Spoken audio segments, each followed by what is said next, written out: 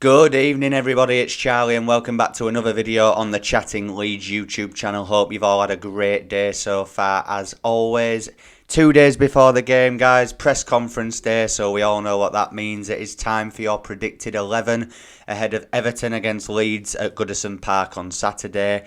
Coops took the press conference, of course, earlier on today, so we're just going to go through that a little bit and then I'll give my overall thoughts on who I think will start this game against Everton on Saturday. Just before I get into it, as always, please smash that like button. Please subscribe if you're new to the channel. The road to 3K has started, so let's see how quick we can get to 3K, and share all of your thoughts and opinions in the comment section down below, as you always do.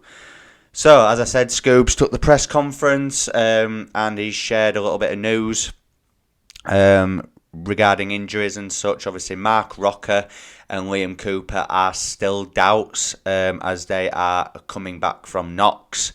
So I highly doubt that they'll feature based on that information. And Sini is going to take a little bit longer than Mark Roca and Liam Cooper. I feel a bit sorry for Sini this season. Obviously, he was signed as a really top prospect and a good young talent from Feyenoord, but he's had an injury hit season, hasn't he, to say the least. But hopefully when he's back fit, he can get a run of games. And of course, Luke Ayling has signed a 1-year contract extension, which means he will now be at the club until at least next summer, so 2024. Thoroughly deserved for his most recent performances. Obviously, he's had the armband on, and he's played and conducted himself like a true captain out on that pitch as well. I'll be honest, a few months ago, I was saying that Luke Ayling should be sold, as I didn't rate him, but I think the last few weeks have made me realise and remember the true qualities that Luke Ayling can bring to this team. I still think defensively he could improve, but offensively he offers so much. And let's be honest, Rasmus Christensen has not exactly set the world alight at Ellen Road just yet. I think even if, obviously, hopefully, if we can stay up this season and maybe bring a better right back in, I think Ayling could be a squad player next season, but I think he'll be a very, very good squad option to have. So yeah, I'm quite happy that Luke Ayling has signed a 1-year extension. So let's get on to some brief Everton team news, actually, which I found interesting. That DCL, Dominic Calvert-Lewin, is out of this game. Sean Dyche has confirmed that he will miss the game against Leeds United on Saturday, which is a huge bonus for us. Obviously, it probably means that they'll lead the line with probably Neil Maupay, or maybe that young lad that started against Liverpool. I can't remember his name, but they started a young youth player up front at Anfield, so they'll either start with him or Neil Maupay, who obviously loves a goal against Leeds United himself. So I'm not saying I'd rather have Maupay because he always scores against us, but I think Calvert-Lewin is a crucial player for how Everton want to play. So the fact that he's out means that they'll maybe have to change approach tactically, which could work in our favour. So going into my predicted 11 for our team on Saturday, obviously Pascal Struijk's back after he had to miss the game against Man United at Ellen Road for the concussion protocol after he came off at Old Trafford. Do I think that means he will come straight back in? No, I don't. I think, I dare I say it, I do think Junior Firpo will and should start this game. I think recently, I'm not saying he's been a world beater, but I think the more minutes he's getting, the better he's getting. I still think defensively he could be a lot better.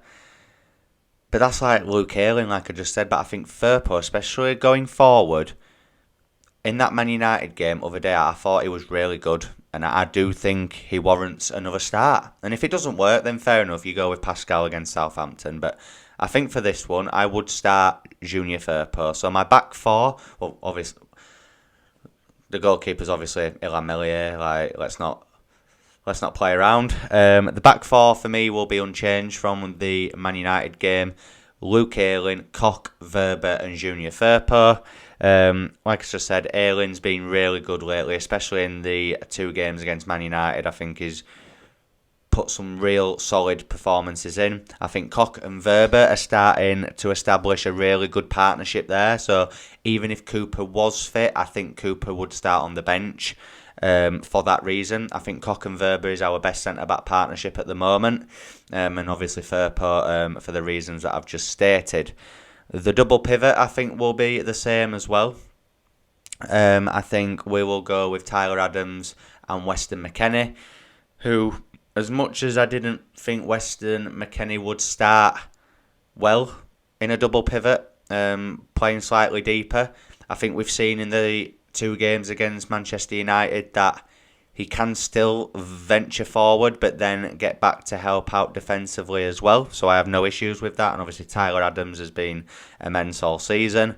To be fair, I have just realised in my head that this team is just going to be unchanged in my head. I do think it will be Willie Gnonto, Jack Harrison and Crescencio Somerville in behind Patrick Bamford. Now, Gnonto against Man United at Ellen Road didn't have a great game, but he had a good game. I thought he was just decent, but you can't expect him to be at such a high level and standard in every single game.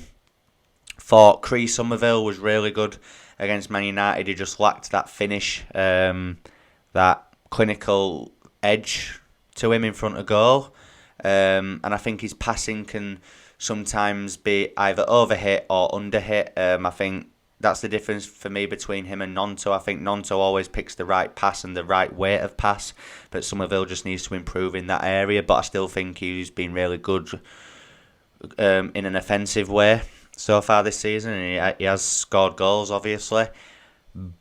Now, Bamford, for me, needs to start getting involved more in games. Obviously, I know he offers so much in terms of his movement and his off-the-ball pressing. But, you know, in terms of actual chances, scoring goals, of course, even assists, his link-up play. Against Man United, you didn't really see it that much. I want to see more from Patrick Bamford in this game. Jack Harrison's been playing really well in that 10 role, so I expect another solid performance from him. Again, sometimes doesn't pick the right ball when we're on the counter-attacks. If he could work on that, that'd be great. I am as confident as I can be at the minute. Heading into this game, it's such a huge game for us that I can't even stress how nervous I am for it at the same time. I'm a bit confident, but I'm nervous as well. I'm just every emotion you can think of heading into this game, but obviously I will go a little bit more in detail when I do my match preview tomorrow night, guys, so make sure that you tune in for that. That does bring us to the end of this Predicted 11 upload. I really hope that you've all enjoyed it.